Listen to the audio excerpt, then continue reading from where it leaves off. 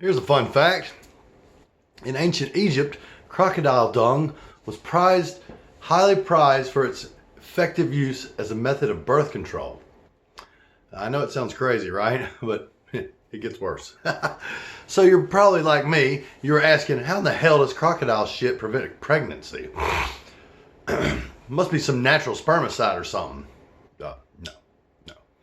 So maybe they dried it and extracted some type of enzyme and made a potion out of it?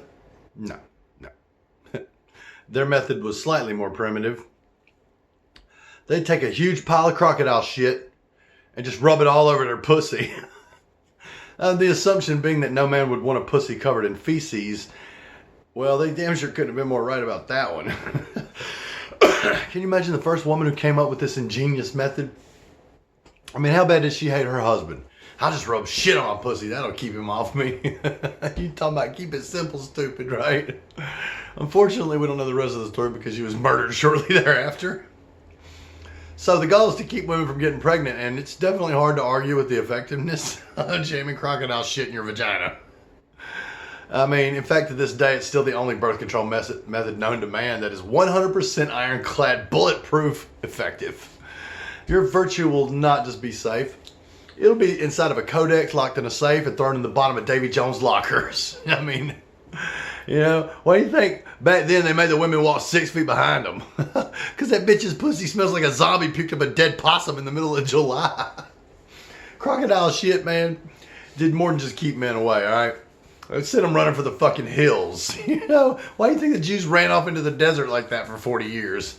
They were like, fuck it, we'll take our chances. Dude, even Chuck Norris ran away screaming like a little girl. Ah! I mean, can you even fathom the sheer horror? Like, goddamn. It's probably what killed King Tut.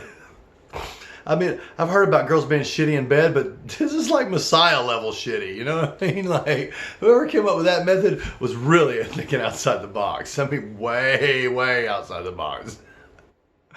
No wonder homosexuality and pedophilia were normal back then.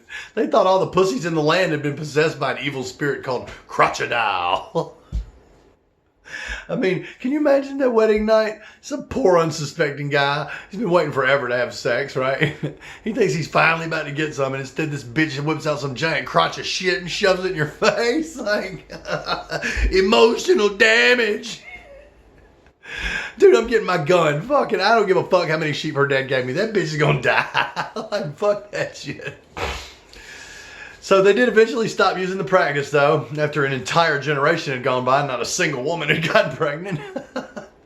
For like 20 years, no babies were born at all. I mean, they thought Moses didn't come back with some more plagues and shit. No one touched those women ever again. Like, the whole generation was tainted. Because, like, look, once you've seen a woman whose pussy with a big pile of shit smeared on it, I mean, it's the only thing you can see for the rest of your life every time you close your eyes. I mean, if a guy hears even the vaguest hint of a whisper that there's some crocodile shit on some girl's pussy, ain't nobody gonna touch that bitch ever again. Like, dude, nothing stains your past quite like crocodile turds.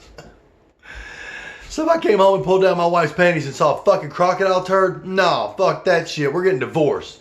Not separated. Not fucking time apart. I mean divorced, dude. There's no marriage counseling, no mediation, none of that shit. I don't give a damn. I write right in the fucking filing papers. Reason for divorce, shitty pussy, i.e. severe case of incurable crotchodile. Dude, I mean, I can't even look her in the face anymore. Like, you talk about being traumatized. I still have years of nightmares ahead of me, man. And therapy and shit. Like, I'll never look at crocodiles the same again. Dude, once the judge hears the story, I'm getting a house, car, kids, alimony payments, everything. Then I get to pretend like I'm a victim too. Yay, I have post-traumatic stress disorder. Hashtag look at me, PTSD. Those fucking idiots. PTSD's nuts, motherfucker. So I'll buy PTSD if you're like, your kid died, you know, or you were actually in a war, or you're an Atlanta Falcons fan. But first, don't tell me that you're fucked up because of some shit that happened in your childhood. I mean, good God, talk about carrying baggage. It must be like some Samsonite luggage or something.